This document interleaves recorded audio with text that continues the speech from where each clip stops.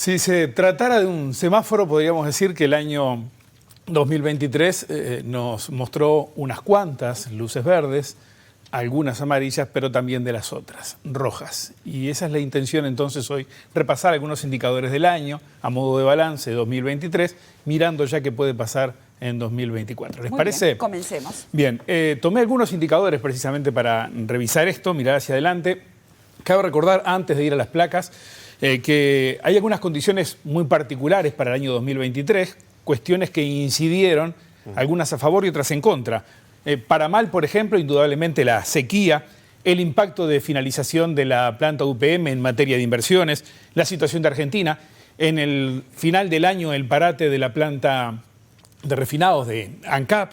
Por otra parte, a favor, la comparación con el año 2022, porque estamos hablando, 2023, un año libre de cualquier efecto de pandemia, y en ese sentido, estadísticamente se vio favorecido 2023. La planta UPM ahora del otro lado, ya como inversión, como producción industrial, que también indudablemente pega. Algunas mejoras en materia comercial y post-sequía, demanda externa también a nivel internacional. Bueno, algunas condicionantes, pero vamos primero a ver la economía en su conjunto, la actividad económica en la primera placa, el Producto Interno Bruto. La sequía pegó fuerte en el segundo trimestre del año, el Producto Interno Bruto lo reflejó, la actividad económica se resintió en varios sectores de actividad, y estamos viendo 2017 hasta la fecha, por trimestres. El agro, el comercio, la construcción, la industria se vieron golpeadas. Las barras azules son el dato interanual, el desestacionalizado frente al trimestre anterior es la línea roja. En el agro, en particular, en esos sectores golpeados, según la Oficina de Programación y Política Agropecuaria, PIPA, las pérdidas durante 2023 dice que fueron equivalentes a 3 puntos del Producto Interno Bruto. Repunta, como ven ahí, en el último trimestre, compensando la caída previa. El año va a crecer modestamente por debajo del 1%. El rebote y las condiciones de 2024 van a ser diferentes. Va a crecer por encima del 3% seguramente la economía. Una actividad que sintió ese impacto de un año complicado, sequía mediante y también algunas dificultades externas, fue el comercio exterior. Vemos la siguiente placa. Cayeron las exportaciones de bienes, también las importaciones. 13% la caída de las exportaciones de bienes en el año, aunque todo indica que 2024 va a volver a tener terreno positivo.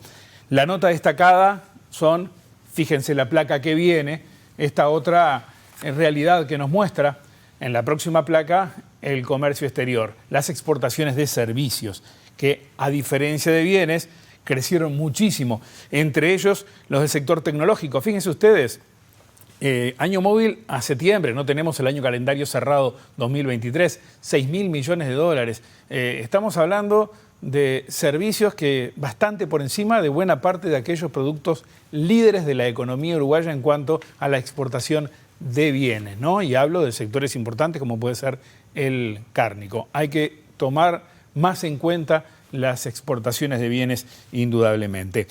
Volvemos a la actividad económica ahora, y una consecuencia de ese magro comportamiento de la economía es lo que se refleja en la recaudación.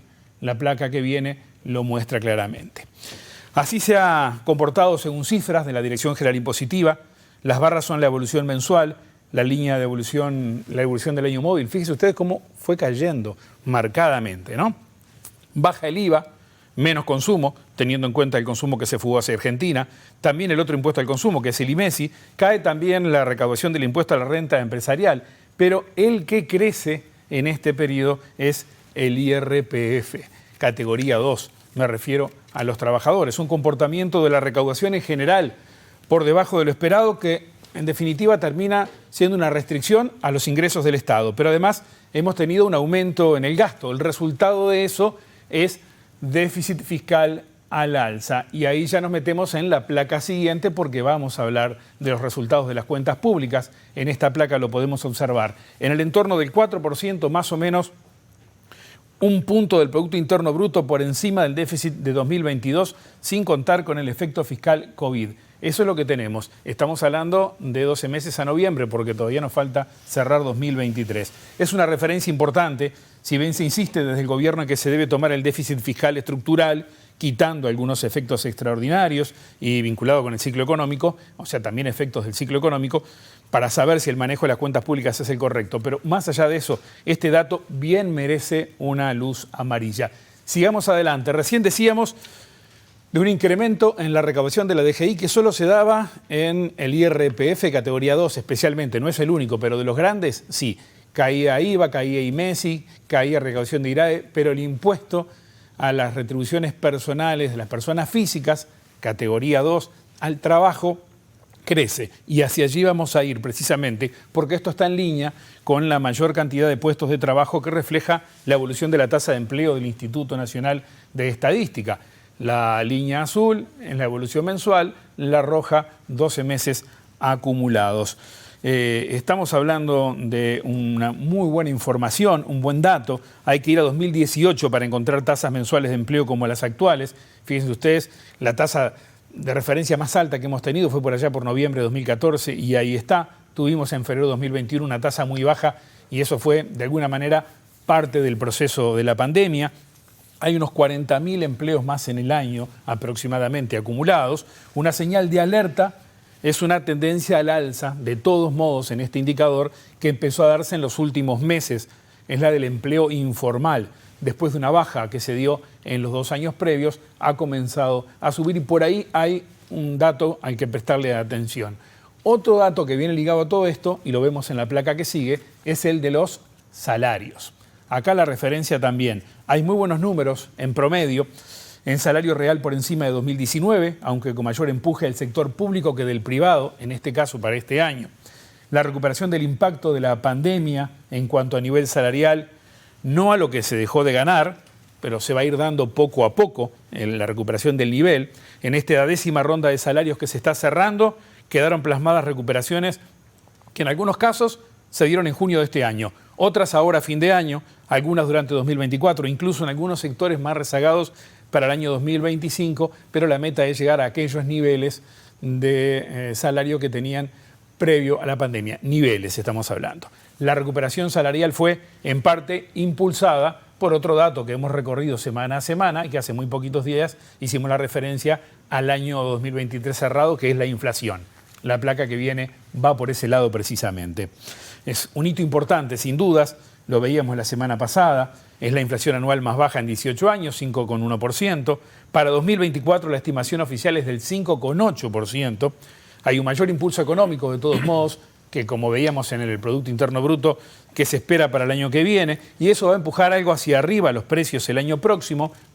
La meta oficial es del 5,8%. Pero obsérvense que las expectativas de los agentes privados, hablo de empresarios y de analistas, si bien han ido ajustando a la baja, todavía están por encima del rango meta oficial. Esperan algo más de inflación. Y otro componente de todo este combo que no podía faltar es el tipo de cambio. Lo vemos en esta placa.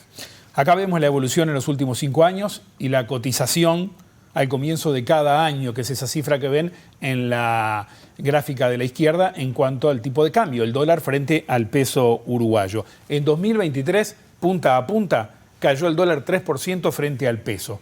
Según la mediana de los analistas, estará en 41,60 a fin de año. Esto es un 4-5% por encima de la cotización del inicio del año. El tipo de cambio en niveles bajos, según la percepción de diversos agentes, arroja otra consecuencia. Ahí lo vemos en la segunda gráfica. El tipo de cambio real con nuestra región y extrazona. La base de la gráfica es 2019. Eso coincidiría con el número 100 que tenemos ahí en mitad de la gráfica vertical.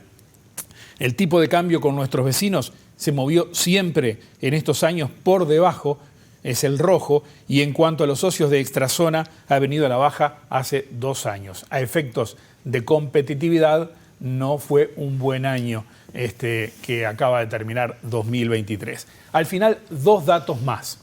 Uno vinculado con las cuentas públicas, lo vemos ahora, el endeudamiento.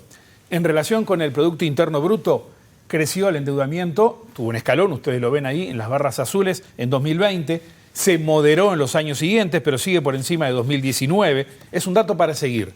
La deuda, tanto neta como bruta, la vemos allí en relación con el Producto Interno Bruto porque está arriba todavía.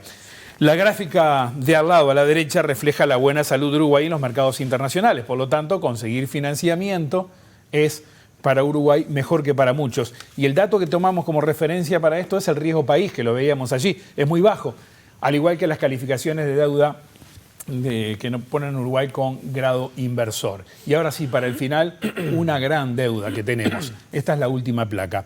Es una deuda social, indudablemente, también de componentes económicos. Los indicadores de pobreza, medidos por ingreso, semestre a semestre y pandemia mediante, no han vuelto a los niveles previos. Tenemos información hasta mediados de 2023.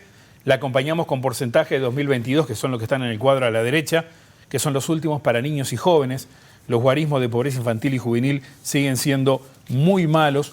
Un dato que por sí solo permitiría interpelar a todas las demás cifras que compartimos antes. De alguna manera, con esto quisimos hacer un balance de cierre del año 2023 y echarle alguna mirada también hacia lo que se viene, como decíamos, con algunas verdes, otras amarillas, pero también rojas.